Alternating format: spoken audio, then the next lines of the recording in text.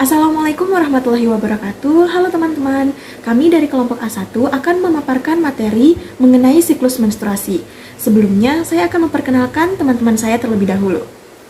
Baik, untuk yang pertama ada Safirda Inayati, Jasmine Linadi Yulia Putri, Dinda Fatika Sari, Nabila Aulia Zogheri, Rani Rosalina, Monika Jumarnis, Pita Anisi, dan saya sendiri Azira Syifa Ramadhani.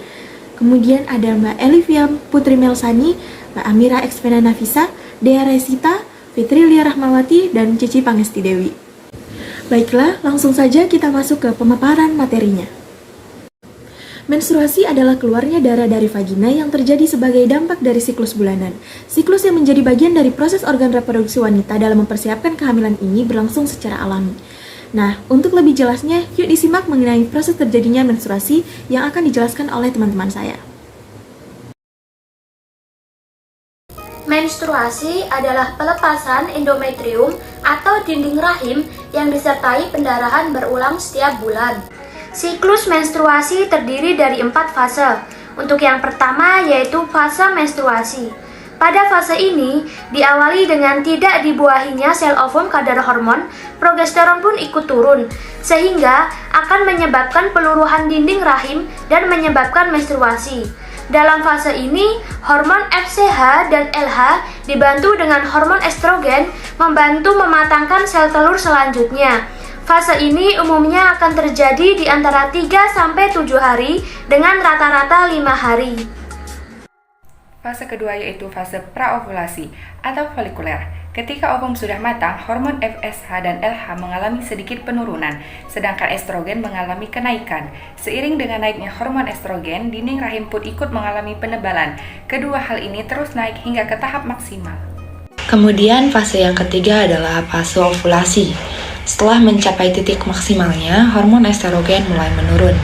Pada fase ini terjadi lonjakan hormon LH dan FSH secara mendadak dan tinggi. Hal ini menyebabkan folikel pecah dan mendorong ovum atau sel telur keluar dari ovarium. Pelepasan ini biasanya terjadi antara 16 hingga 32 jam setelah hormon LH dan FSH naik. Fase yang terakhir yaitu fase pasca ovulasi atau luteal. Setelah ovum terlepas, folikel yang ditinggalkan akan membentuk korpus luteum. Korpus luteum ini akan melepaskan hormon progesteron yang menyebabkan kenaikan suhu basal atau thermal tips yang menandakan tubuh sedang dalam masa subur. Selepas ovulasi, hormon progesteron dibantu hormon estrogen memiliki tugas untuk menahan dinding rahim atau endometrium. Namun lama-kelamaan korpus luteum hancur dan tidak lagi memproduksi hormon progesteron. Hal ini menyebabkan endometrium mulai luruh dan terjadilah menstruasi selanjutnya.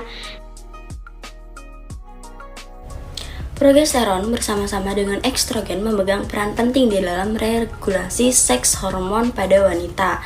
Pada wanita, pregnenolon diubah menjadi progesteron atau 17A sampai hidroksipregnenolon.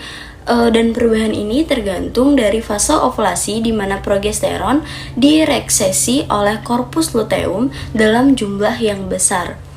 Pada awal menstruasi dan fase folikuler, kadar progesteron sekitar 1 Ng per ml. Estrogen terdiri dari 3 jenis hormon yang berbeda, yaitu estron, estradiol, dan estriol.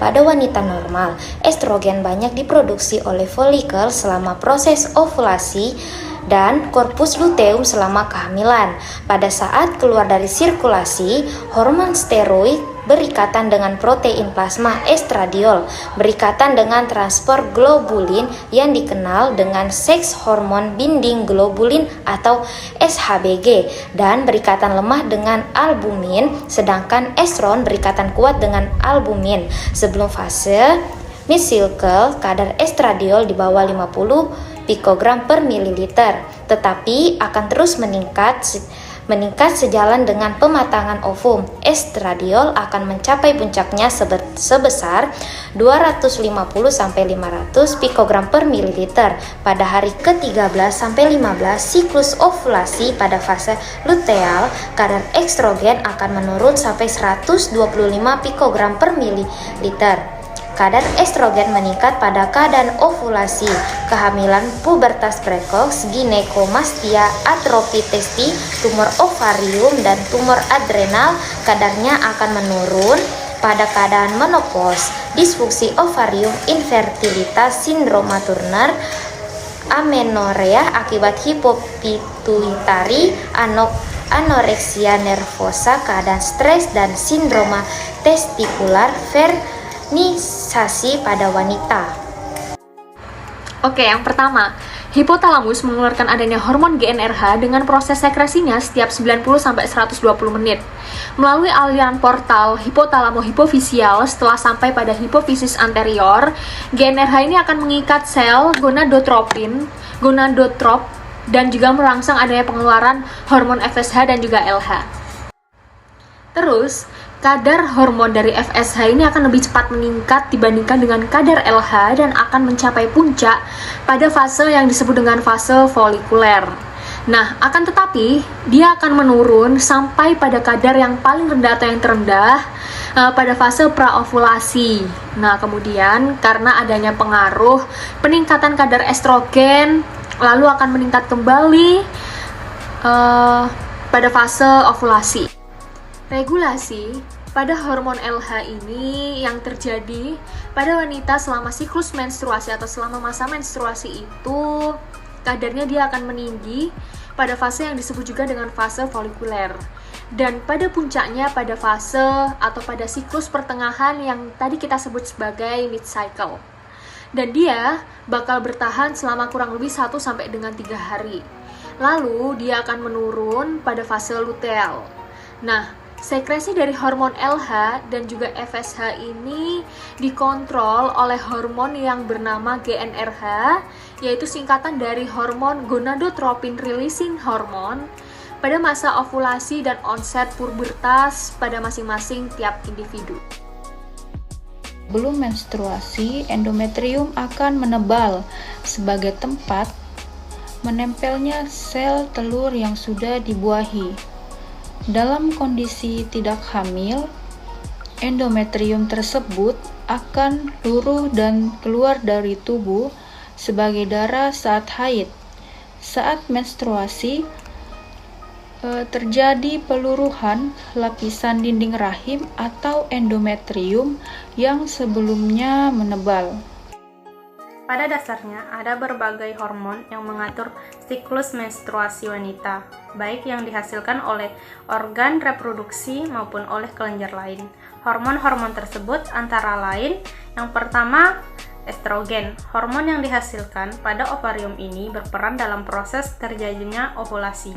Dalam siklus reproduksi wanita, hormon estrogen juga berperan pada perubahan tubuh remaja, perempuan pada masa pubertas, serta dalam pembentukan kembali lapisan rahim menstruasi.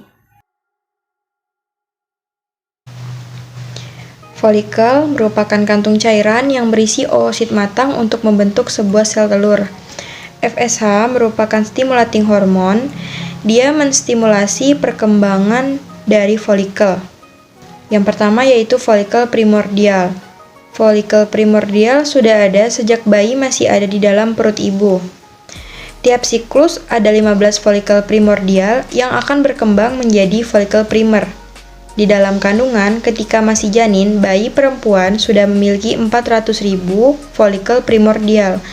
Perkembangan folikel primordial menuju folikel primer tidak dipengaruhi oleh hormon FSH. FSH itu bekerja untuk merubah folikel primer menjadi folikel sekunder.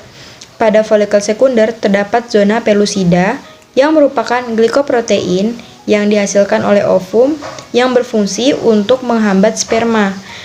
Ketika ada satu sperma yang menembus zona pellucida, maka sperma lain tidak bisa masuk. Di dalam folikel sekunder terdapat sel granulosa dan sel HK eksternal. Sel internal menghasilkan androgen dan sel granulosa merubah androgen menjadi estrogen. Dari 15 folikel dari sekunder menjadi draft, dan sejak menjadi estrogen dari awal memiliki fungsi, yaitu menuju endometrium memasuki stadium proliferasi, sehingga endometrium semakin tebal. Itulah fungsi awalnya. Endometrium memberikan feedback terhadap hipofisis. Ketika FSH turun, folikel-folikel 15 berkembang bersamaan. Namun, dari 15 folikel berkembang secara bersama namun dengan perkembangan yang berbeda.